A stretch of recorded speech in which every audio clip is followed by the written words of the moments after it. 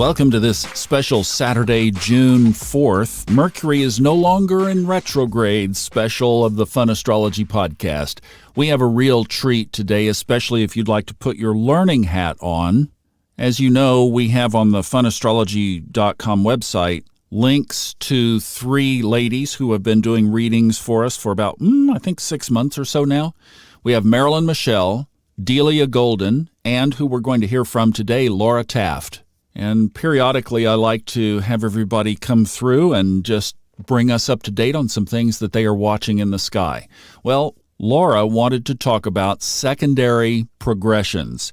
Now, just to quickly set a stage, your natal chart is your natal chart from birth to death. But also, keep in mind, from the minute you are born, the sky keeps moving. Well, how do we keep up with that movement, both as we age and as we evolve as a soul? Well, those are called progressed charts, and there are two. One is the secondary progression, which we're going to talk about today. The other is solar arc progression, which Laura mentions, but we're not going to drill down on today. Now, so that you can get in your mind right off the beginning as you start to listen to this conversation, what a secondary progressed chart is, if you'll just fix in your mind your birthday, and then every day forward from your birthday is the next year of your secondary progressed chart. So if you are 25 years old, 25 days after your birth, that natal chart at the time of your birth is the secondary progressed chart. All right, that's enough by introduction. Laura is going to fill in all the details of how it works and how we use it. And I can't wait to share this interview with you. This is Laura Taft. Hi, Laura. Welcome back. Thanks, Thomas. I understand readings have been busy for you. They have. And I've really enjoyed the folks that are coming through Fun Astrology podcast. And, much gratitude to everyone that's reaching out. I know one of the areas that you really like to explore in your readings are secondary progressions. And that might be something that people know about, don't know about, or it might be one of those things that's just kind of out there, but it's become a signature, really, of yours or a specialty. Can you walk us through some things of your insights and why you like secondary progressions so much? Sure. It depends. If someone comes to me for a reading and, they've never had a reading before, or they're very new to astrology, it takes a while to just explain what I'm doing within the natal chart. So I spend most of the hour, talking about their natal position and all that is within that. But at the end, we get talking a little bit about, what's going on now, or, have some small talk. And then I briefly look at their progressions and I mention a certain house or a sign. And I use whole sign houses, by the way. And that always lights their eyes up, like, wow, like I need to discuss that. And then I have clients that come to me that are repeat clients, and they're more in tune with the other techniques that I use. And obviously transits are the current sky. And when we look at a natal chart, we're looking how the current sky is relating by configurations, aspects to our own personal, trajectory, our life. But with progressions, it's a symbolic predictive technique. It describes our psychological development and how we evolve and how we change through this symbolic technique of time. So it's basically looking at our chart, our life, in a broader view, like our lifetime. So the phrase is 1 day in our chart is equal to 1 year in progressed symbolic time.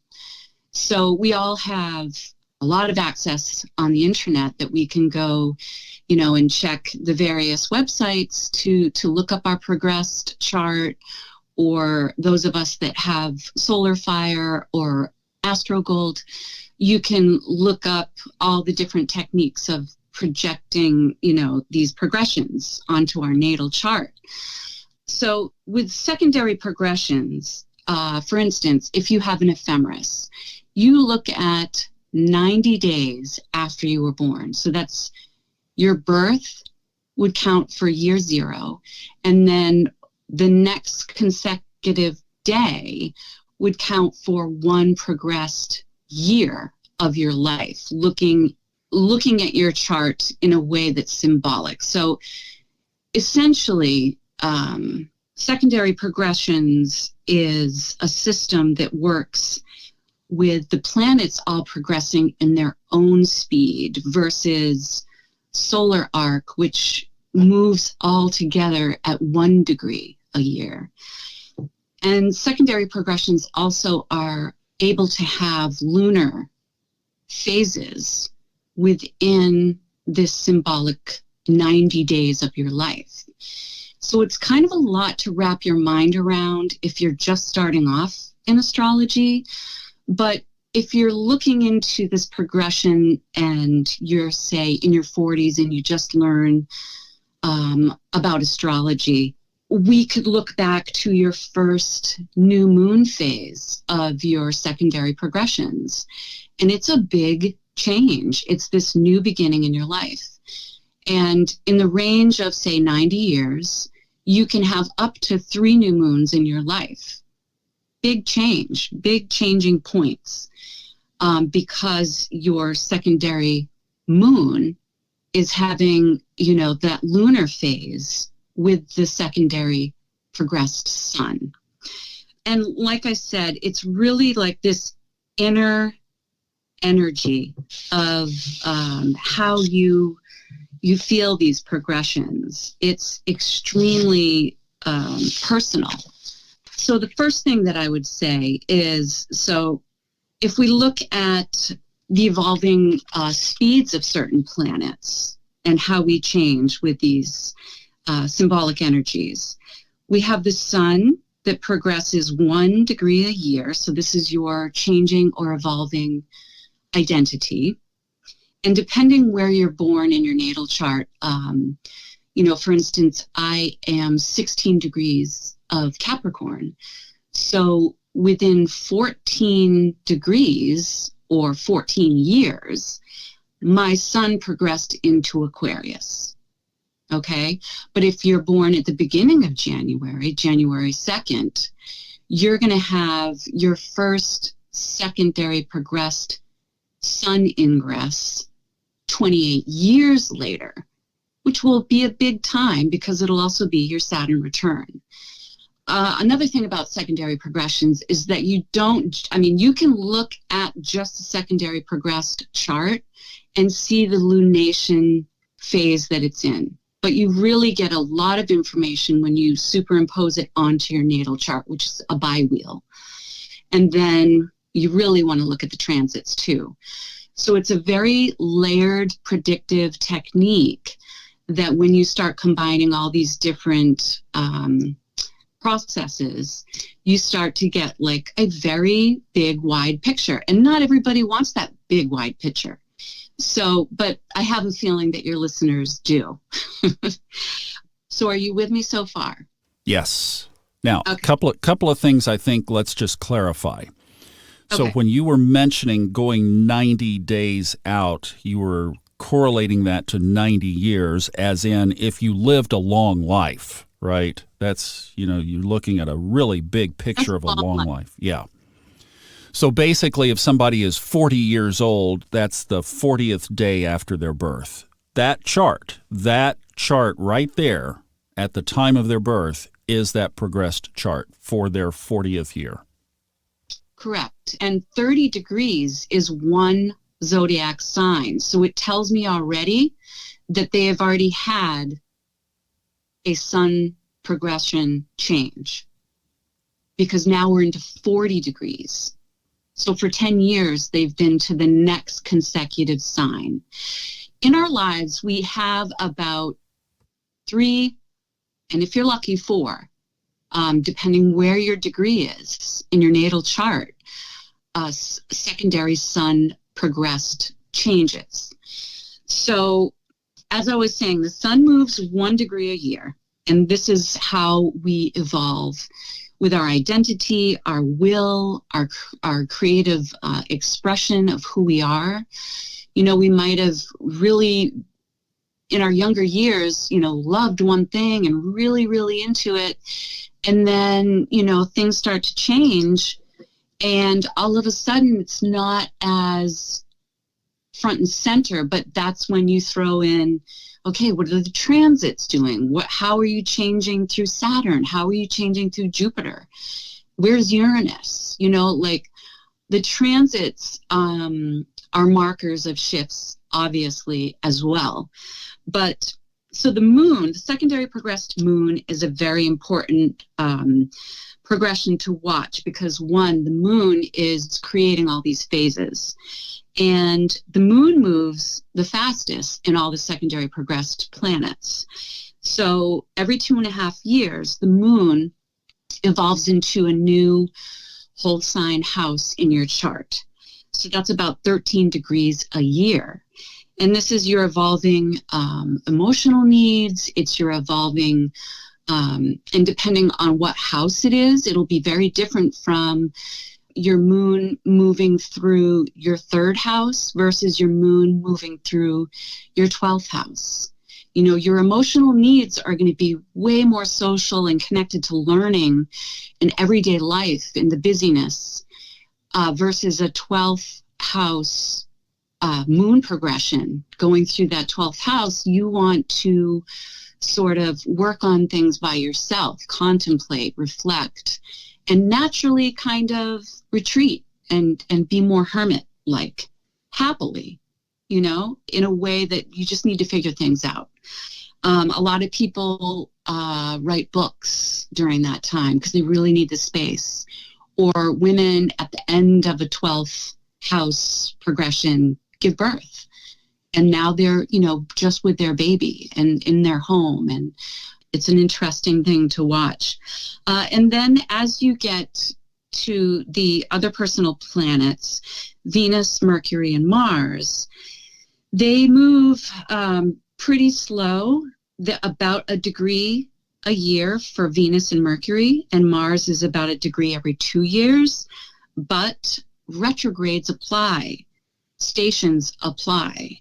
Direct movement applies in the secondary progressions, like Venus in real time in transits. She goes retrograde every 18 months. So when you're secondary progressions are a very, very slow moving technique. It's the background tide of our life. So, some people never have Venus go retrograde by progression or Mars go retrograde by progression. It's very rare. But if you're in your natal chart, if your Venus is degrees away from stationing or degrees away from going retrograde or direct, you're going to experience that in your life.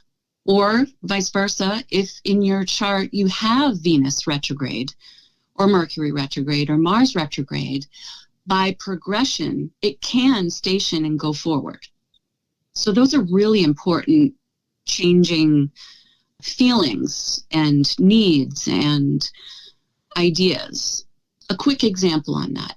My son was born with Mercury retrograde in Gemini. At 18, I noticed that his progressed Mercury was stationing. And he went into sort of a little bit of a depression where he was really trying to figure things out. Once that station ended, which was, almost a good part of like 6 months, 7 months, it stationed direct. And all the things that he contemplated during that kind of quiet, intense time, because we all know that, depression can be very much a gift. And it really was for him because he really found his voice and his writing skills, which is now one of the things that he projects into the world. He's a writer and a singer. So it can go either way. You can have a retrograde planet, it can go forward by progression, or it can station and it can go retrograde. The sun and the moon are very prominent in our progressed chart because it's constantly doing the lunar cycle. So as you always have the new moon first, and the new moon is a part of giving birth to something. And in the progressed chart, this is the beginning of a 29-year cycle, because once it hits that 29th year, you're starting a new chapter. I do want to quickly say that Bernadette Brady has a book. It's called The Eagle and the Lark. She's really known for her eclipse work, but her information on secondary progressions in that particular book is fabulous. And I did quote her. She says about, the lunar phase, to everything there is a season. So all of life has its own timing, and you can do anything at any given time, but things work out better if they are done in their own timing. So for instance, the secondary progressed new moon is change, and it's this emergence of new ideas, new things that really light your fire. And, in our lives, in that 90-year, that is a long life for a human, but we can have 2 to 3 new moons. So we can have them young, as a young girl, young boy, or we can have them in our teenage years. It just really depends what your natal chart connects to, the secondary progressed phase. And the new moons in our progressions, they happen in consecutive houses. So for instance, my new moon as a younger person was in Capricorn, and then my next new moon was in Aquarius. And then my final new moon would be when I'm about 69 in Pisces. So the ironic thing is when I did an interview with you, Thomas, I told, my little story of how I found astrology. Well, when I was 16, I found a book, and it really lit my whole, it changed everything for me. And if you look in my secondary progressions, when I was 13, my Capricorn sun went into Aquarius. When I was 16, my progressed sun was conjunct my Mercury in Aquarius at 3 degrees. So that's 3 years. New, the Aquarian moon, the Aquarian sun at 13 progressed into, that it was my 6th house. In that year, when I was 16, that sun was right on my Mercury, which, you look at the rest of your chart, which was, trine my Uranus and Jupiter and in Libra, and everything was like, learn astrology. Here it is. This is it. It was the trajectory. It was the first wave of my life. And here I am, still very impassioned by it. But by progression, things change and shift. So crescent secondary progressed phase is, the assertion of new ideas that are taking root.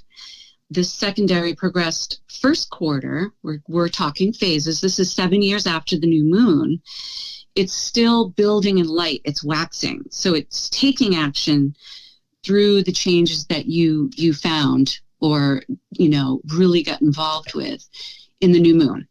So then the gibbous moon, still growing in light. And we're talking, this is years, this is a long process to look at, but it's really fascinating when you apply it to the transits and you apply it to your daily life. Like, okay, I'm loving this sort of trajectory that I'm on, whether it's positive or negative. You can't ever say that it's one way with progressions. It's whatever you put your energy into.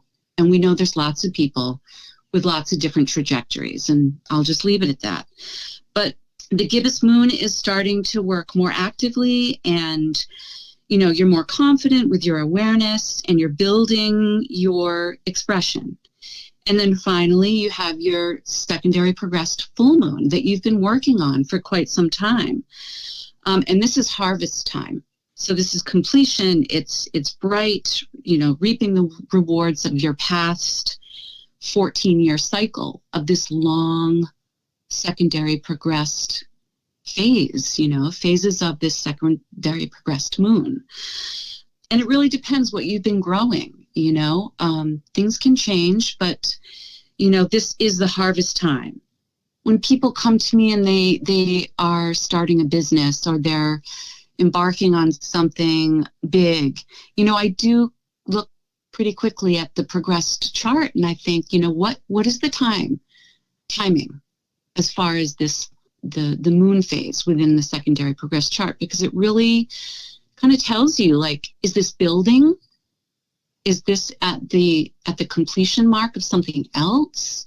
Is it time to reinvent or, share what you learned along the journey? So the disseminating moon, the harvest is over of that period. So now, we reorganize, we examine, we reflect that period, and we also share that knowledge of what we learned and all our skills that we were honing in on during that time frame. And let me ask you this: how, when you look at the chart, and I know you can see this just almost instantly, but can you tell people how you can tell what phase that progressed moon is in? Okay, so I look just at the progressed chart by itself, and a full moon is the sun and the moon are exactly opposite. And by degree, you can find the phasal period. So in just a regular month, like just talking transits, we have 30 days. And if you, look up the moon phases and the degree that the sun and the moon are away from each other. So basically you're looking, if I looked at the progressed chart, I would see, okay, this person just had a new moon. The sun and the moon progressed, just conjoined, and now they're building to the crescent. Then they're moving to the square 7 years after the new moon. Do you follow me? So you're just looking at the phases of the sun and the moon alone. Exactly. Look at from basically where they are together, and then where's the moon, as you say, in a counterclockwise path, where's the moon from there? Right. So you asked me that, and of course I have to technically say, okay, so a new moon is 0 to 45 degrees ahead of the sun. The crescent now goes from 45 to a 90-degree angle at the crescent, which comes to the square, 90 degrees to 135 degrees ahead of the sun. And then when you are on to the gibbous, that's 135 degrees to 180 degrees ahead of the sun. And then you're at the full moon at 180 degrees to 135. So these are degrees. And I know that your listeners don't really want to hear the degree thing, but if you do look at a chart and you see the degrees moving with the moon and the sun, and the full moon is easy to see. The new moon is really easy to see. The squares. So it's that phase, but it's secondary progressed is a very long part of the journey. So it's in a lifetime, we only have a certain amount of full moons and a certain amount of new moons. So exactly. Yeah. No, and I was just looking mine up as you were talking about this. I've got a 10-year sprint. I got a boogie. I got a 10-year sprint because I'm almost at that 90-degree mark from the last new progressed moon.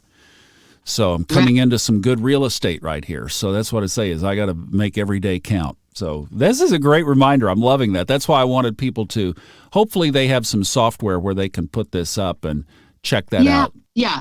Astro.com. I think you can just go on for free and look at that.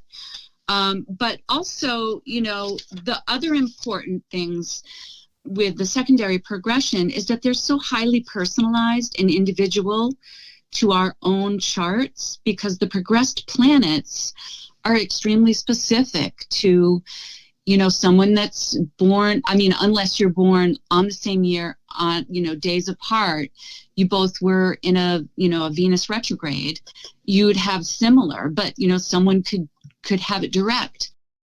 Some of the very important periods in a secondary progressed chart, which I always look at with clients, is changes in zodiac signs and changes in the houses. Because leaving a, say, 6th house for 30 years and you move into a 7th house is a big deal.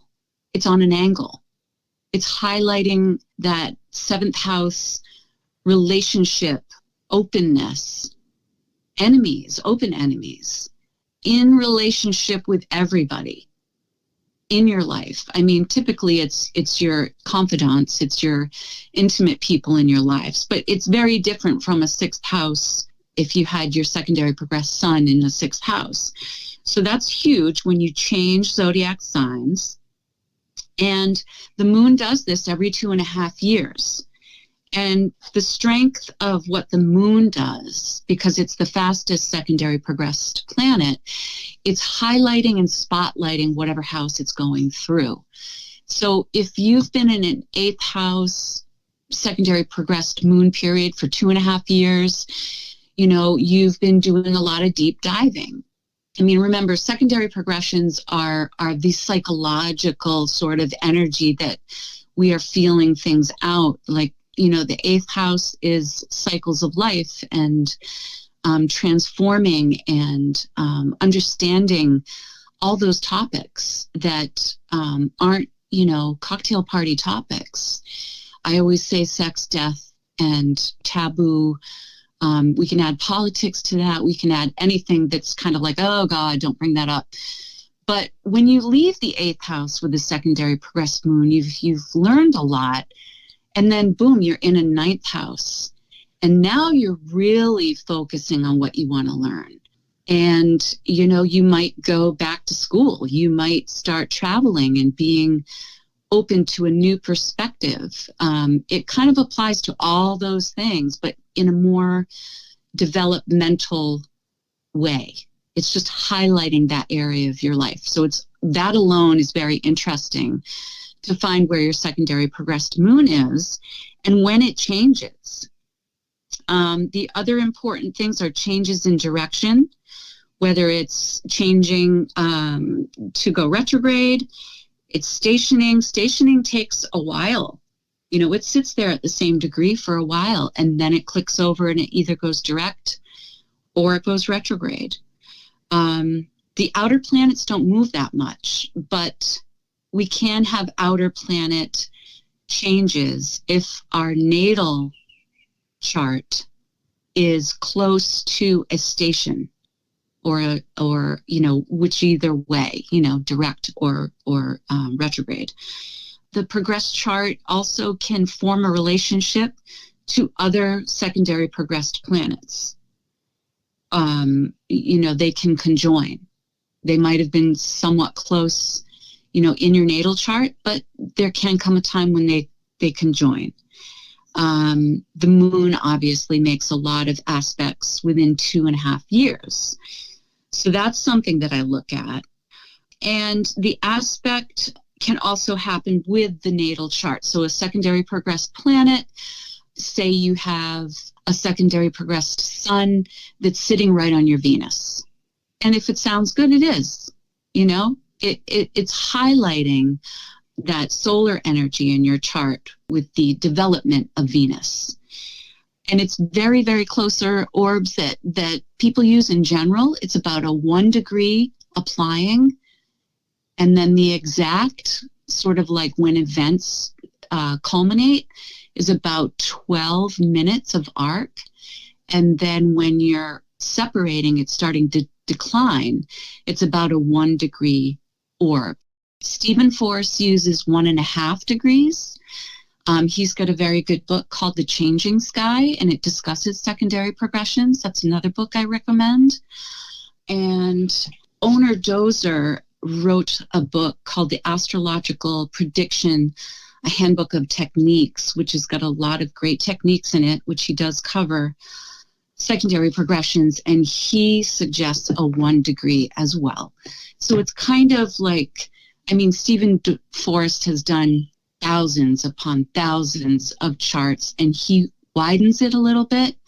And I think it also depends on the person, because some of us are more sensitive and can feel changes coming. So they might be more in the, 1.5 degree of, applying energy of these secondary progressed planets. The applying energy is the strongest in secondary progressed. The rule of thumb with the secondary progressions, they take so long to make, an exact connection, whether it's to another secondary progressed planet. Besides the moon, that's the, it's 13 degrees a year. But they also, take their time moving to aspects in your natal chart. So as an astrologer, when you see a secondary progressed planet applying to a point or or a degree in your natal chart, it's a 1 degree orb on either side of the exact aspect, whatever it may be. But the most felt experience of it, the exact, can create an event, it can create the change. But then when it's separating, it's definitely leaving, it's moving on. So for instance, I do have a few examples. Johnny Depp has been in the major focus of, Hollywood lately. And I just looked at his chart and I wanted to see, okay, when did he marry Amber Heard? So they got married. I'm not following this, but you can't help but see it. So I think they got together in 2012, started dating. They got engaged in 2014, and then they married in February of 2015. Well, I looked at Johnny's chart, and his secondary progressed sun was in Leo. So I'm looking at February 1st. I don't have the date of his marriage, but it doesn't really matter with secondary progressions. I'm looking at the whole month of February, and his moon changes by 1 degree at the end of February, like the very end. So his secondary progressed moon is in Leo in his first house. So that's on an angle. And that's like, look at me, see my expression. I'm Jack Sparrow, just like larger than life. That's his progressed. And for 7 years, it's been there. So whatever films he's done, he's done quite well. But it was his secondary progressed Leo moon is trine his secondary progressed moon in Sagittarius. So that's in the 5th house. And they're literally 10 minutes of arc in a trine. So this is an event.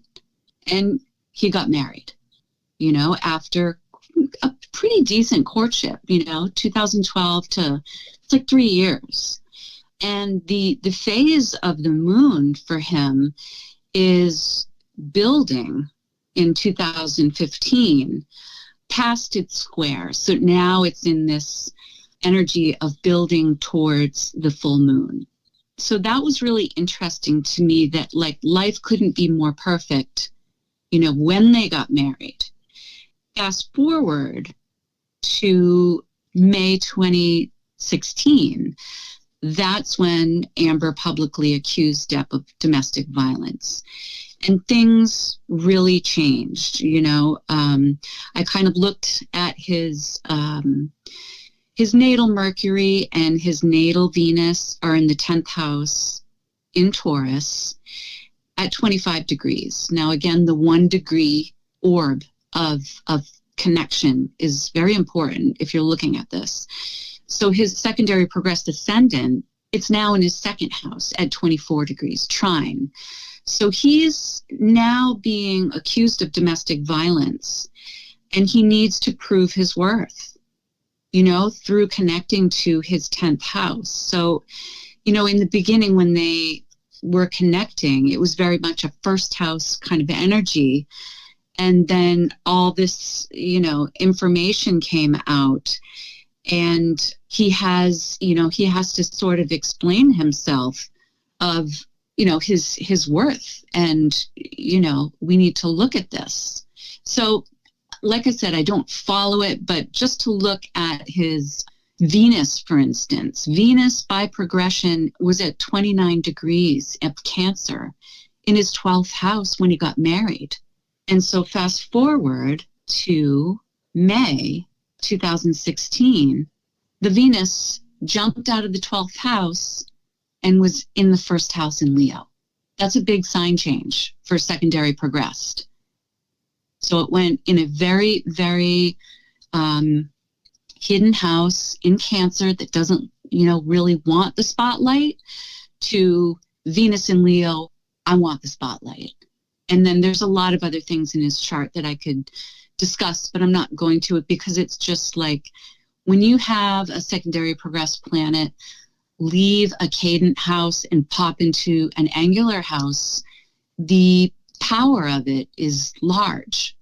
And his Venus is in Leo. His sun is in Leo. His Mercury has progressed into Leo like a while ago, but just that energy. Can you feel that, Thomas? Yes, absolutely. Absolutely. Okay. Well described and well correlated to what's going on. Yeah.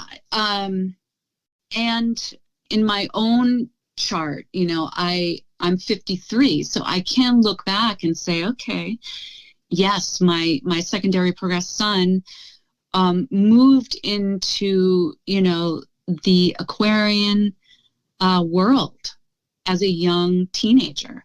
And that's when I found astrology. That was a turning point. In 2012, fast forward from the 80s, my secondary progressed sun left the 6th house and moved into a 7th house. And that's where it is. And I started studying 2 years later after that happened with my secondary progressed sun. I started studying with Stephen Forrest. I started, actively getting on planes and flying to where I needed to study. Like, it was no longer a question. It was doing it. And then a lot has just, I connected with Kepler, and I'm moving, building in light. Right now in 2022, I'm in the gibbous stage. So like you look at your chart and you're like, oh, I'm building towards something. This is good. So to use your phasal, your secondary progressed moon phase is really profound if you align with it and say, okay, if I'm in a balsamic phase right now, I need to kind of go within and really contemplate and find what it is that I need to revitalize, because soon you'll be moving into a new moon phase and everything will change. That is such an accurate technique. It's almost scary. You know what? And I say to, newbies to astrology, and if I'm talking with them, for instance, I spoke with a man, he was 72, and a girlfriend of his bought him a reading. So he really had no idea. And so we were talking about his natal chart. And at 72, at the point of discussing like his natal chart, he was like, yeah, he goes, I can really relate to that when I was younger. That was me when I was in my 30s. That was me when I was in my 40s, for sure. He goes, but not so much anymore. And I said, okay, well, I'm just describing your natal chart, and you've had 7 decades to feel all this. I said, can I just talk to you about your secondary progress? And he goes, oh, that sounds so advanced. I don't know if I can. And I said, all right, let me just go back to your first new moon. And it was when he was 30. And I didn't explain it to him. I just said, I'm going to throw a date out there and you tell me what was happening. And then we can go on. And so I just gave him a date, and he's like, wow. And I said, what? What was it? He goes, I moved to Europe. He had a job. It was his ninth house. His son had just moved into the ninth house in Leo, and he moved to Europe that year for a job. And his life just was so different on a stage, really profound. And he just was so tickled by that I could pull up something on my software and just say, 1976. And he was just so overjoyed with that information alone. So, yeah, I think I have a client for the rest of his life. Well, Laura, this has been an amazing walk through. I mean, you really have given us a synthesis of astrology here, from talking about the lunar cycles, the phases, obviously the big picture, like you were just explaining, the stations, the ingresses, the orbs, the aspects, the sign change. I mean, you've given us everything here. This is just really a great perspective on not only applying it to this area of secondary progressions, but really how you dissect a chart. Thank you for this. Yeah, and honestly, there's so much more to learn about this technique. It really does have a lot of finesses. I tried to just kind of give you an overview of how I use it, but I do recommend those 3 books, Stephen Forrest, Changing Sky, The Eagle and the Lark, Predictive Astrology by Bernadette Brady, and the Astrological Prediction Handbook of Techniques with Owner Dozer. Obviously, you can sign up for classes at Kepler College because you'll go deep dive on those, movement techniques. And it's fascinating. It's really validating, actually. Yeah, it really truly is. Yeah. Are you able to weave secondary progressions into a basic natal chart reading, or is that just too much? Is that drinking from a fire hose? It depends who the client is. If you don't know your chart and you don't know astrology and you really need to have your hand held through just that alone, it's something that I don't know. Everyone's different. And then some people are like, yep, like light bulb. Then I'll just go with it.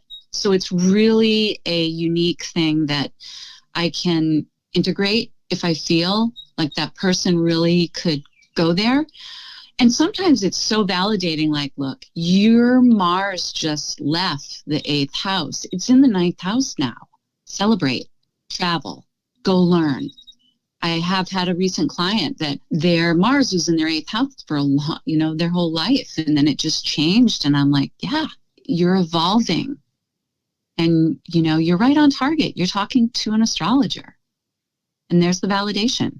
And you could apply that to anything. When something changes, it. And it's a very personal experience. Not everybody's like, hey, my secondary progressed sun just changed signs. It's very internal. But it's subtle and it grows. It evolves through a very slow process. But it's nice to contemplate it, especially with your listeners. And if you're looking at a chart relatively for the first time, do you check out the position of that secondary moon? I'm talking about a secondary progressed chart now. I'm saying a chart, not a natal chart. If you're putting a secondary progressed chart up for about the first time, your eyes, do you look for the moon first, or do you look for the ingresses, the sign changes, the house changes? What do you pick out first? By their age, I would know that they've had a sign change with their sun. So I look at the moon. I really look at the moon and what the cycle is that they're in, depending on what they're describing to me in their life. The phase, it can really validate what you're doing. Like, yes, I just had a new moon phase and I'm building and I'm growing and I'm opening to this new idea and I'm feeding it.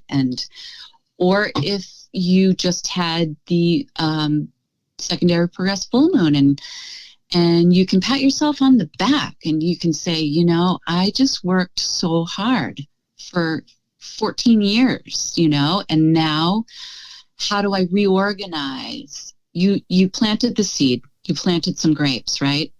You're tending to it, you're taking care of it. at the full moon, you're harvesting it. It's harvest time. But after that, harvest time is over. And now you're like squishing those grapes and you're making wine and you're enjoying that vintage of the seed that you planted back during the emergence phase of that secondary progression and the newness of life that we feel during those times. Yeah, great lessons. Great stuff.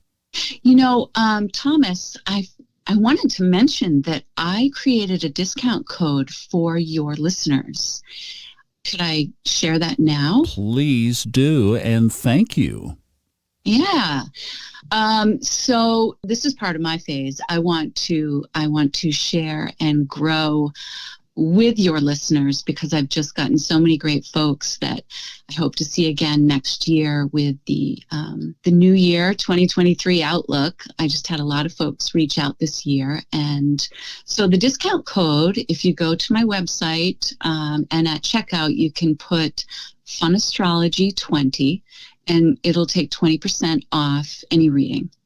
But specifically the 1 year ahead outlook, I am going to personally, I have a secondary progressed moon in Leo moving through the 12th house. So you would think, isn't that a time where you're quiet by yourself? But the phase is I'm building. So what I'm going to do, my grand plan is to go down to the Caribbean and stay at a good friend of mine's Airbnb. And I'm up on a mountaintop by myself. And I will be doing my remote readings from there. So that's the way I'm dealing with my phase. I'll also be in school. I'm still working on my Kepler professional certification, which, I look back to the new moon phase that I went through in 2012, 2010. So it's the grand plan that I have, but in gratitude, I do want to offer that discount code. So the FunAstrology20 at checkout. You are so precious. Thank you on behalf of everybody who takes advantage of it. I want to just collectively thank you for that. Nice. And thank you for educating on this. I know everybody now is going to be digging into the secondary progressions. You've given us a lot to think about and work on here. Thank you. Yeah, it is a lot, and there's so much to learn. And I know you're very involved with the solar arc with Robert Glasscock, but it's really a preference. I feel like some people really go into that one technique, and I guess I learned the secondary progressions early on, and so they became very. I just got so connected to them. That's my technique that I really, really, really hone in on. And I think it's because of the phasal quality of it. Well, yes, the phases is just amazing. I mean, that is because once you get down to look at the chart and just know where that moon is relative to that sun, and you know that when they're together, it's a new moon. That's the liftoff. That's the rocket sitting on Cape Canaveral's launch pad. And then when you get over to where the moon is across the chart from the sun, that is the peak, as you say, the harvest time. Then you go into that period of rebuilding and regrowing. And that's when you till the soil, you plow it under, and you plant new. And then here we go again. So your mentor, when you did the Steve Forrest apprenticeship, I narrated the Elements series for him, and he mentioned both in there, secondary progression and solar arc, and it really is a package because the one distinction that I know you know and have spent hours with him probably talking about is that secondary progressed moon right now will show you where your heart is. And that second, and then he told the beautiful story that I had to literally, he told a story about the solar arc, which is really the same thing. It's the progressed sun because it does move at approximately 1 degree per year. And he told this beautiful story in the Book of Fire about a young man who had an early degree Scorpio sun and told this little mythical story about this man who went off to the Caribbean when he was in his 20s and played for 30 years until he finally came into Capricorn and got serious, and then he put his roots together. And I literally, Laura, when I was narrating that, I got what Steve was talking about, and I had to step out of the booth because I was crying so hard. Yeah. Because I missed my solar arc Sagittarian sun. I was asleep for all of those 30 years. And what he just described so beautifully in that book was what I longed to do, but I was pleasing other people. And I thought from that moment right there on, I am not going to touch astrology that I don't help people understand where they are from that progressed sun perspective. Because Right. that is what is the energy driving. It's the wind in your sails right now.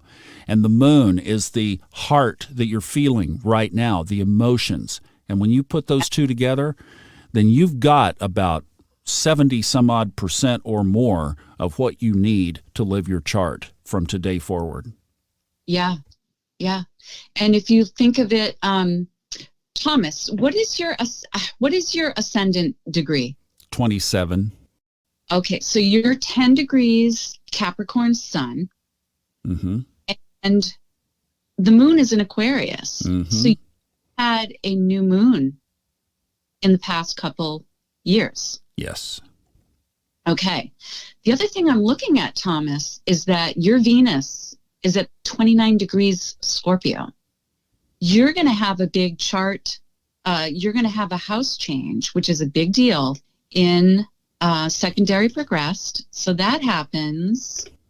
All right. So, actually, February 4th, 2023, your Venus moves into a Sagittarius. And at the same time, your moon is now at 29 degrees in February 2023 and moves into Pisces, another big planet change, on February 13th. So February 2023, you're going to have Venus move into Sag, and the moon is going to move into Pisces. Big deal. Well, I got a lot coming up. So look at those Sag houses and look at the Pisces house, because those are going to start, like you said, flavoring and spotlighting those houses. I see that would be 7 and 10. Yep. The angulars. Oh, yeah. So, all right. Now I put it on your natal chart. So, yeah, you're going to have a moon in Pisces in your 10th house, Thomas. Mm-hmm. Cruising towards your MC. Yeah. Opposing Pluto. Correct. Yep. So that's something to, that's the thing. Progressions are really interesting to see the wave and the flavor, but you've got to look at everything. You've got to look at the transits and what house, what perfected house do you have that year and what's going to be highlighted. So I take a lot of techniques, crush them in my mind, and then I find out, what is the most important that my client needs to know right now, Well, and what you just did in picking those things out in my upcoming showed exactly how you do this. Yeah. And your Venus that's going to move right into your 7th house is going to be conjunct your Mercury and soon your and soon your Jupiter. Right.